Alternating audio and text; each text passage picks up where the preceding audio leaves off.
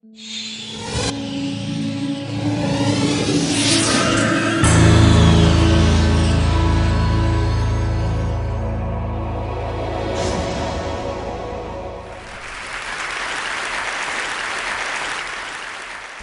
do you explain when things don't go as we assume? Or better, how do you explain when others are able to achieve things that seem to defy all of the assumptions? For example, why is Apple so innovative? Year after year after year after year, they're more innovative than all their competition. And yet, they're just a computer company. They're just like everyone else. They have the same access to the same talent, the same agencies, the same consultants, the same media. Then why is it that they seem to have something different? Why is it that Martin Luther King led the civil rights movement? He wasn't the only man who suffered in a pre-civil rights America, and he certainly wasn't the only great orator of the day. Why him? And why is it that the Wright brothers were able to figure out controlled powered manned flight when there were certainly other teams who were better qualified, better funded, and they didn't achieve powered manned flight, and the Wright brothers beat them to it? There's something else at play here. About 3.5 years ago, I made a discovery, and this discovery profoundly changed my view on how I thought the world worked, and it even profoundly changed the way in which I operate in it. As it turns out, there's a pattern. As it turns out, all the great and inspiring leaders and organizations in the world, whether it's Apple or Martin Luther King or the Wright brothers, they all think, act, and communicate the exact same way, and it's the complete opposite to everyone else. All I did was codify it. And it's probably the world's simplest idea. I call it the golden circle.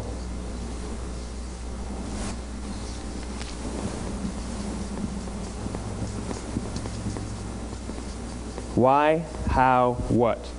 This little idea explains why some organizations and some leaders are able to inspire where others aren't. Let me define the terms really quickly. Every single person, every single organization on the planet knows what they do, 100%. Some know how they do it, whether you call it your differentiating value proposition or your proprietary process or your USP. But very, very few people or organizations know why they do what they do. And by why, I don't mean to make a profit. That's a result. It's always a result. By why, I mean what's your purpose? What's your cause? What's your belief? Why does your organization exist? Why do you get out of bed in the morning? And why should anyone care? Well, as a result, the way we think, the way we act, the way we communicate is from the outside in. It's obvious. We go from the clearest thing to the fuzziest thing. But the inspired leaders and the inspired organizations, regardless of their size, regardless of their industry, all think, act, and communicate from the inside out. Let me give you an example. I use Apple because they're easy to understand and everybody gets it. If Apple were like everyone else, a marketing message from them might sound like this. We make great computers. They're beautifully designed, simple to use, and user-friendly. Want to buy one? Meh. And that's how most of us communicate. That's how most marketing is done, that's how most sales is done, and that's how most of us communicate interpersonally. We say what we do, we say how we're different or how we're better, and we expect some sort of behavior, a purchase, a vote, something like that. Here's our new law firm. We have the best lawyers with the biggest clients. We have, we always perform for our clients, do business with us. Here's our new car. It gets great gas mileage. It has, leather seats. Buy our car. But it's uninspiring. Here's how Apple actually communicates. Everything we do, we believe in challenging the status quo. We believe in thinking differently. The way we challenge the status quo is by making our products beautifully designed, simple to use, and user-friendly. We just happen to make great computers. Want to buy one? Totally different, right? You're ready to buy a computer from me. All I did was reverse the order of the information. What it proves to us is that people don't buy what you do, people buy why you do it. People don't buy what you do, they buy why you do it. This explains why every single person in this room is perfectly comfortable buying a computer from Apple. But we're also perfectly comfortable buying an MP3 player from Apple, or a phone from Apple, or a DVR from Apple. But as I said before, Apple's just a computer company. There's nothing that distinguishes them structurally from any of their competitors. Their competitors are all equally qualified to make all of these products. In fact, they tried. A few years ago, Gateway came out with flat screen TVs.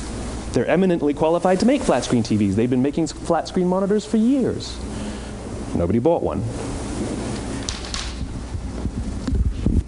And Dell came out with MP3 players and PDAs.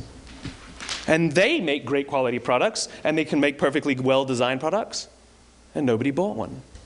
In fact, talking about it now, we can't even imagine buying an MP3 player from Dell. Why would you buy an MP3 player from a computer company? But we do it every day. People don't buy what you do, they buy why you do it.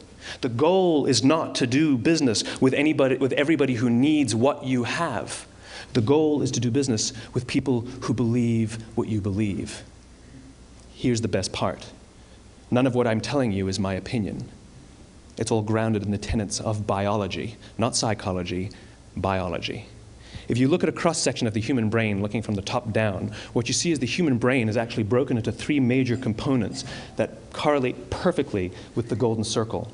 Our newest brain, our Homo sapien brain, our neocortex, corresponds with the what level.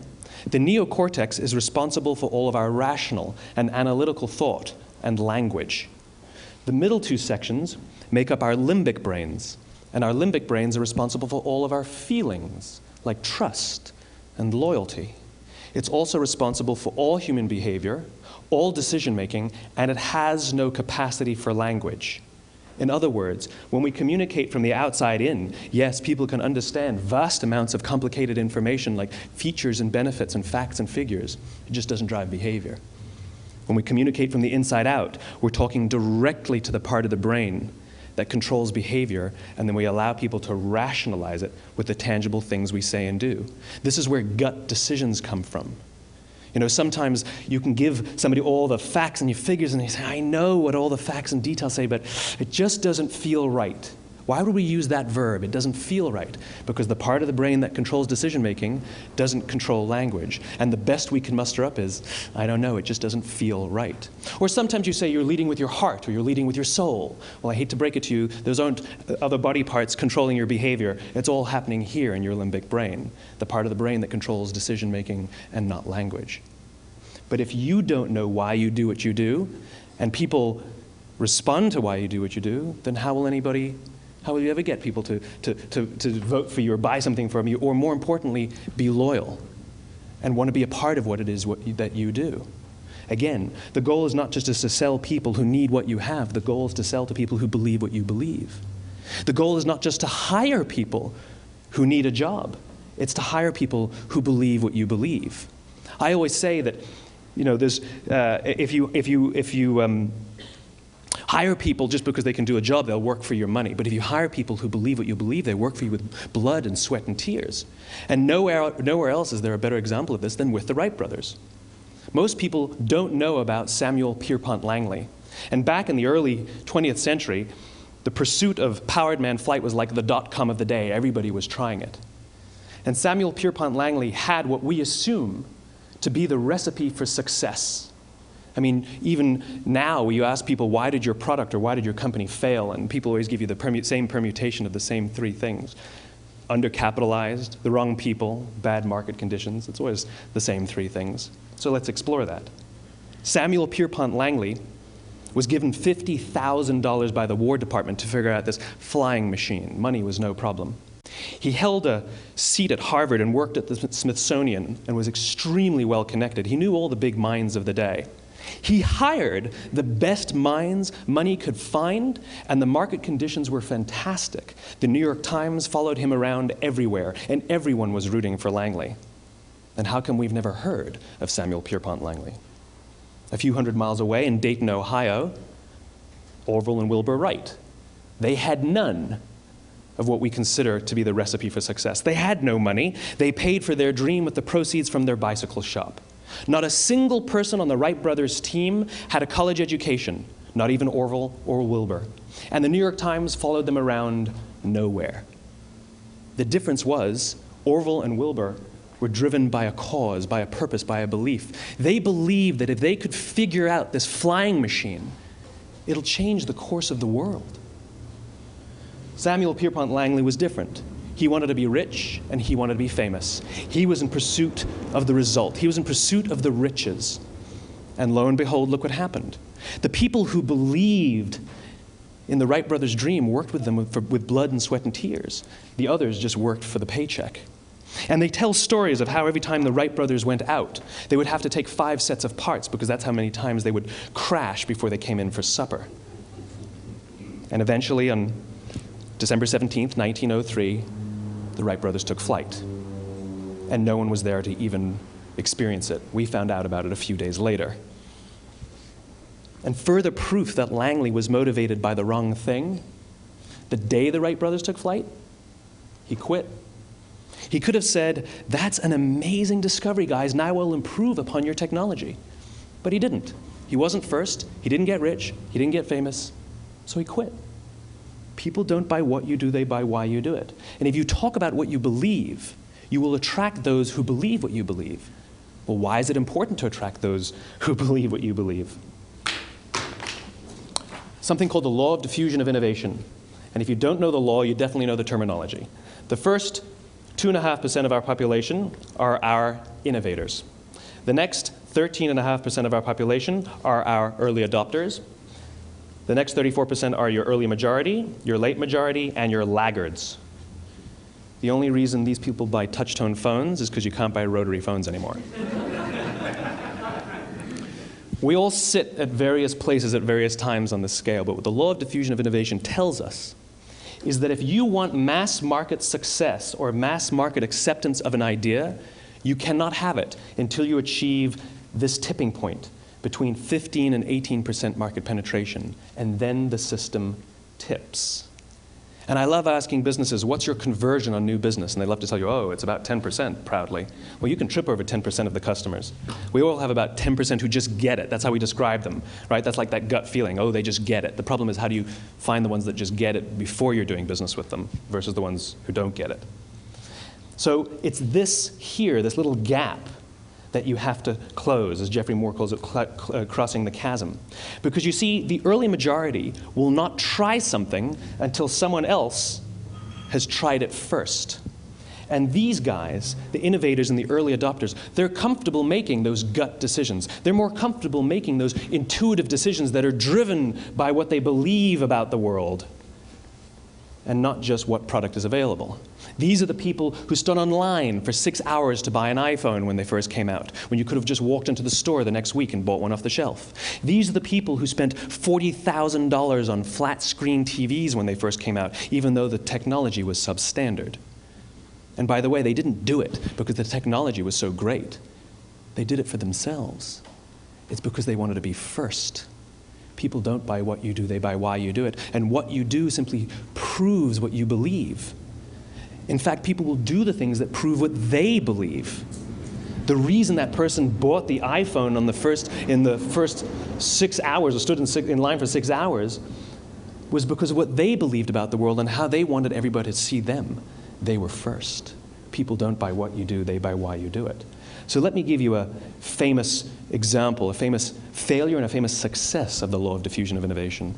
First, the famous failure. It's a commercial example. As we said before a second ago, the recipe for success is money and the right people and the right marketing conditions, right? You should have success then. Look at TiVo. From the time TiVo came out about 8 or 9 years ago to this current day, they are the single highest quality product on the market. Hands down, there is no dispute. They were extremely well funded. Market conditions were fantastic. I mean, we use TiVo as a verb. I TiVo stuff on my piece of junk Time Warner DVR all the time. But TiVo is a commercial failure. They've never made money. And when they went IPO, their stock was at about $30 or $40 and then plummeted, and it's never traded above 10. In fact, I don't think it's even traded above 6, except for a couple of little spikes. Because you see, when TiVo launched their product, they told us all what they had. They said, we have a product that pauses live TV, skips commercials, rewinds live TV, and memorizes your viewing habits without you even asking. And the cynical majority said, we don't believe you, we don't need it, we don't like it, you're scaring us. What if they had said, if you're the kind of person who likes to have total control over every aspect of your life, boy, do we have a product for you. It pauses live TV, skips commercials, memorizes your viewing habits, etc., etc. People don't buy what you do, they buy why you do it, and what you do simply serves as the proof of what you believe.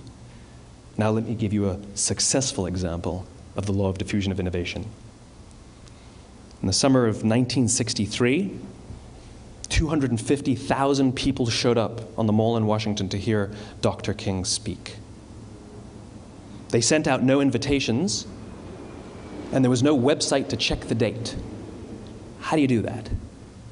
Well, Dr. King wasn't the only man in America who was a great orator. He wasn't the only man in America who suffered in a pre-civil rights America. In fact, some of his ideas were bad.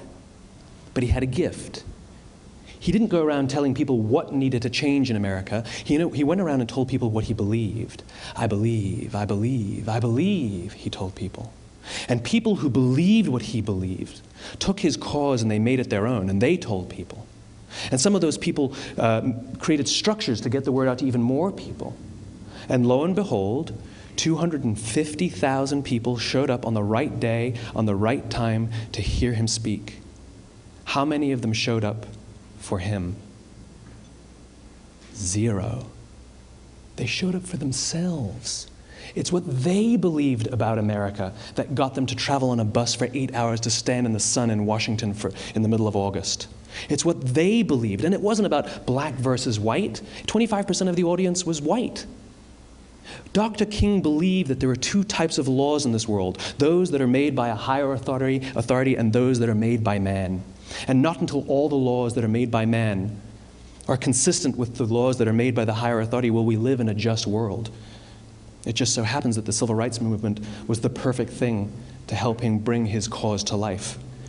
We followed him not for him, but for ourselves. And by the way, he gave the I have a dream speech, not the I have a plan speech. Listen to politicians now with their comprehensive 12-point plans. They're not inspiring anybody. Because there are leaders and there are those who lead. Leaders hold a position of power or authority, but those who lead inspire us. Whether they're individuals or organizations, we follow those who lead not because we have to, but because we want to. We follow those who lead not for them, but for ourselves. And it's those who start with why that have the ability to inspire those around them or find others who inspire them. Thank you very much.